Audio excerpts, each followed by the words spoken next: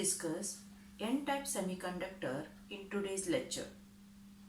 As we have studied in the previous lecture, we considered two types of dopants, usually from 13th 15th group, or you can say 3A or 5th A group.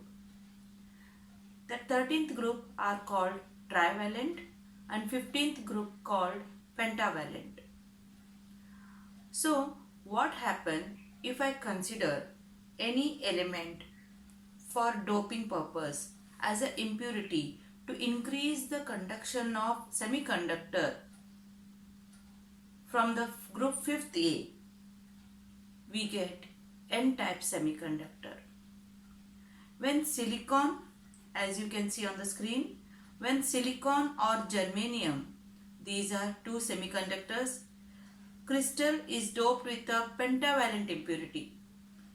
As we are considering elements from the 5th A group, so we are taking pentavalent impurity such as phosphorus, arsenic or antimony, we get N type of semiconductors.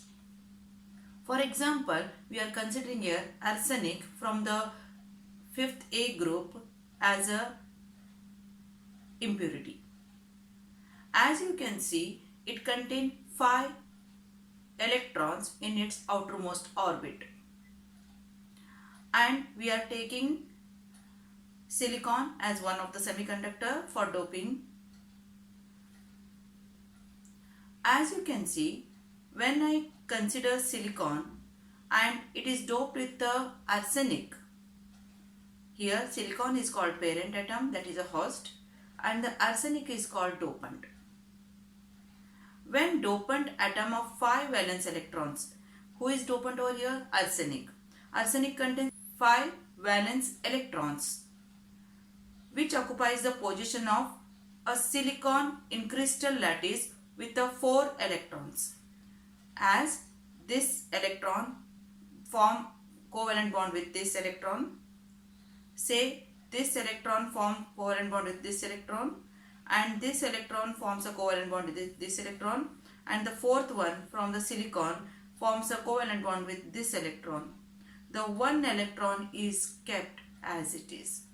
As there are 5 electrons in the outermost orbital of arsenic, 4 formed covalent bond with silicon. The fifth electron from the dopant remains very weakly bound to its parent atom. So you can see in the figure, arsenic and silicon form covalent bond whereby sharing 4 electrons from each side, but the fifth electron from the arsenic remains free, and this free electron is responsible for the conduction. But this free electron is not reached at conduction band.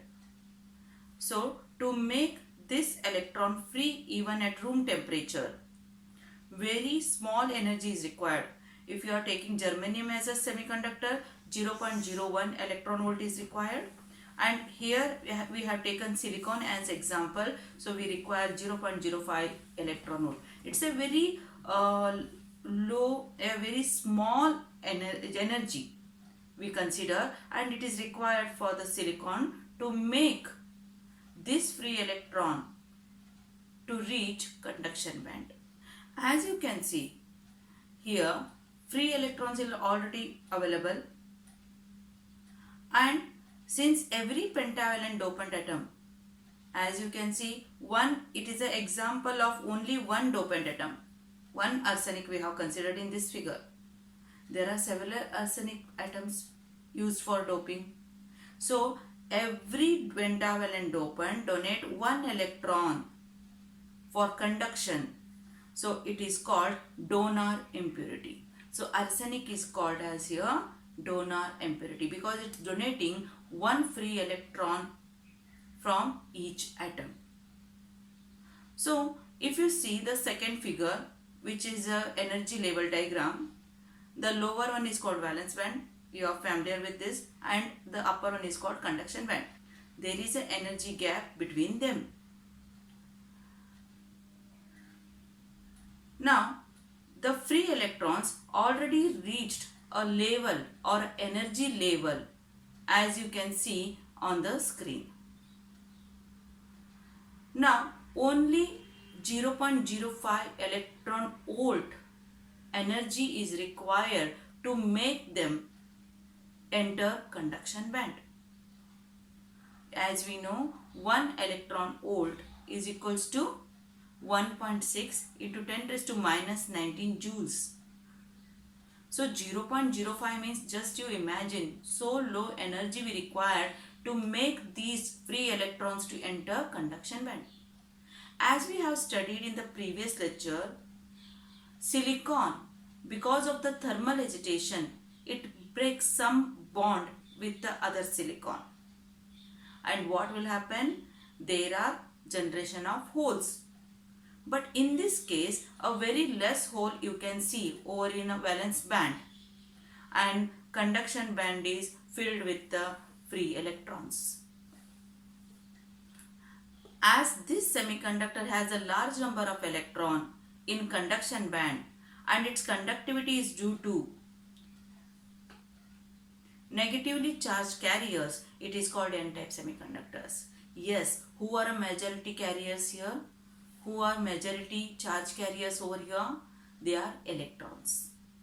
Already silicon had some electrons in the conduction band, and because of the doping, we have doped here arsenic, and every arsenic atom donated 1 electron for the conduction. So the majority carriers became that electrons become more in the conduction band compared to these holes in the valence band. So these electrons are responsible for the conduction. The n-type semiconductors also has a few electron and holes produced due to the thermally broken bonds. I already explained. Because of the thermal agitation, already some bonds broken among silicon, and some holes and electrons are already taken place. After doping, there are free electrons donated by those dopant. So the majority charge carriers are electrons over here. So for n-type semiconductor, number of electrons is greater than number of holes. As you can see in the diagram, number of electrons, that dark circles are known as electrons and the hollow circles are known as holes. That is, electrons are majority charge carriers and holes are minority charge carriers. Therefore, it is called n-type semiconductor because the conductivity, a conduction in such doped semiconductors is due to negative electrons, a negative charges you can say. The free electrons which are in the band gap are close to conduction band, they can be easily available for conduction. As we have studied in the previous slide, already the electrons reach nearer to the conduction band, only a small energy required to make them to enter conduction band, and then the semiconductor which we require is ready for conduction. The amount of impurities is expressed as part per million. When you are adding impurity, it is measured in terms of part per million. That is 1 impurity atom per 1 million atoms of the host. So 1 impurity atom is required, only 1 atom is required for 1 million of atoms of silicon. This is how the n-type semiconductor works.